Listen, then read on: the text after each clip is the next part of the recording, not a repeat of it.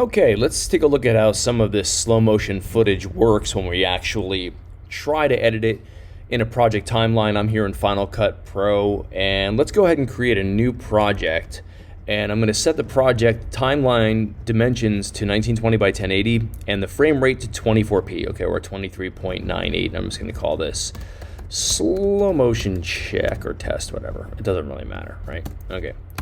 So we'll hit OK, and that's going to create a new timeline. Now let's go ahead and grab some footage that was shot in my Panasonic S1 at a variable baked-in slow motion frame rate of 180 frames per second. Now the video clip is actually 30 frames per second, but the slow motion is baked in. So for example, if I come over here and just play this clip back for you, it's playing back in slow motion, as you can see here. So I shot this at 180 frames effectively in the camera, but if you come over here and look at the actual clip settings, it's a 29.97p file. Okay, so there's a lot of extra frames still left here for me to slow this down even further, but you'll see that the camera has slowed down the clip in the camera. Now conversely, here's some clips that were shot at 60 frames per second. Now if I play these back, and looking happy, guys, you see that they play back in real time, in real speed, okay, because they're shot at 60 frames per second.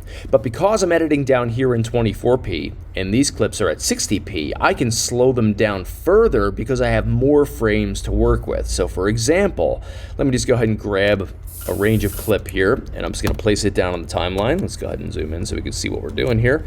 And let me back off. If I go ahead and just apply an automatic retiming to this, meaning I'm going to let Final Cut decide how many extra frames I have in order to slow this down, you'll see that I'm able to slow it down by a factor of about 60%, leaving me with, it's effectively slowed down to a factor of 40% its original speed. So now if I play this back, you see that it plays back in real time.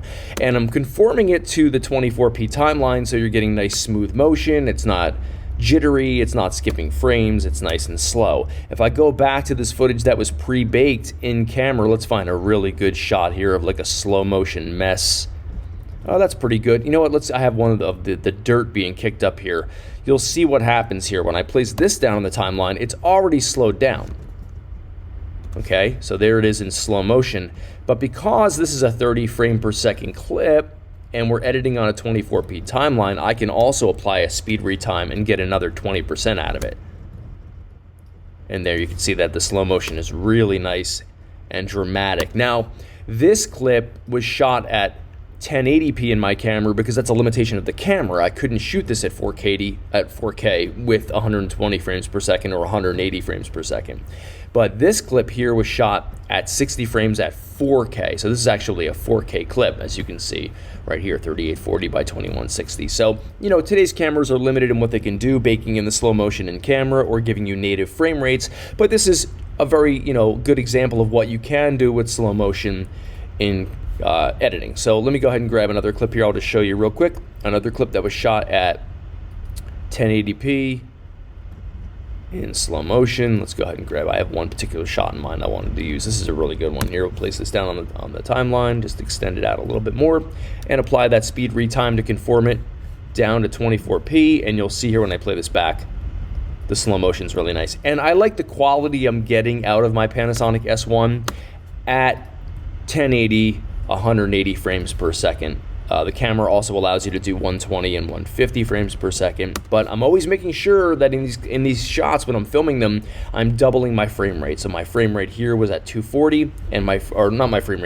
shutter speed at 240, and here my shutter speed was at 125. I can't get 120 on the S1, so 125 was the best I could do.